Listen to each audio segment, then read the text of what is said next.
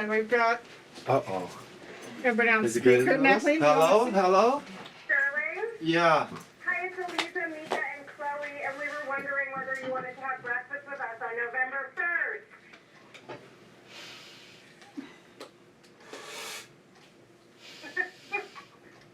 The governor has granted you a commutation for release, and your release date will be November 1st.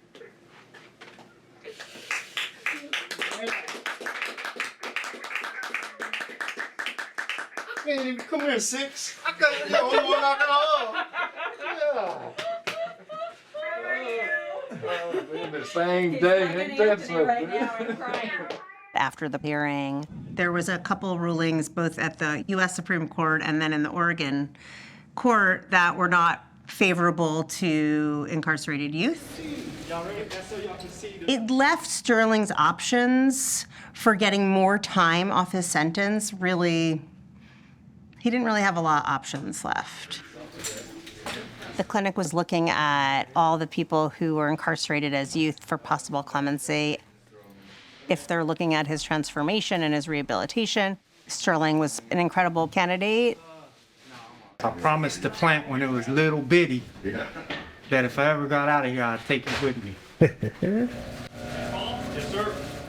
When she grants a clemency and someone's incarcerated, the ask is to commute their sentence to time served. That's what a commutation is.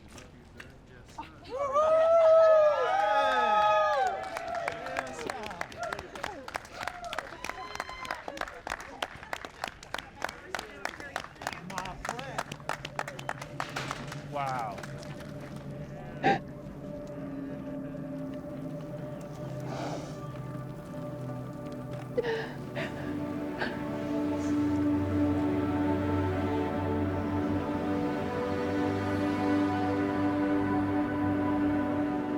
Try to imagine the type of society we could be if we believed it possible to redeem those once deemed incorrigible.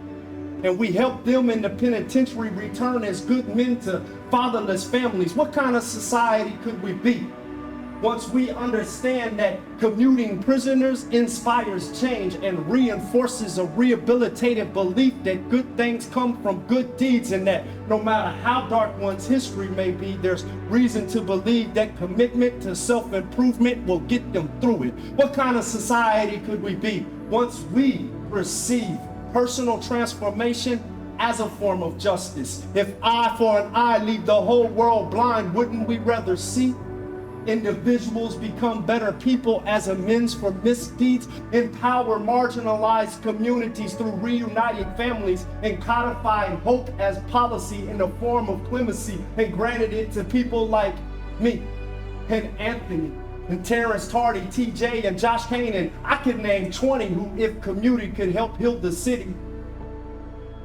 So please, hear my heart's plea and consider forgiveness for those like me.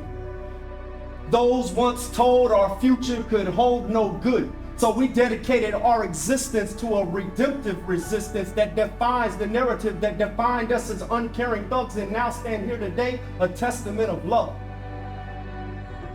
Because it wasn't the harshness of tough on crime primitive philosophies that changed my mind. It was humane empathy and feminine energy that transformed me.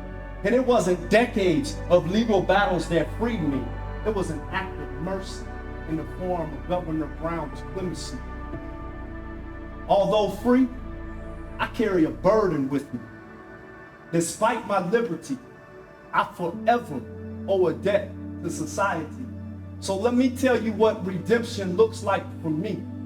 Redemption is transforming past transgressions into future contributions, offering insights, how to switch gunshots at night to illuminating light, illustrating journey. Let them see how even the guilty can become loving. Redemption is showing those I once hurt before I'm sorry, not just in the words conveyed, but how I live each day. Redemption is once free, instead of hanging out to party, I'm at the university asking people to help expand clemency. So if you're with me, then raise your peace signs quickly so that the world can see the type of society we can be. Redemption is ending all my poetry with love, everybody.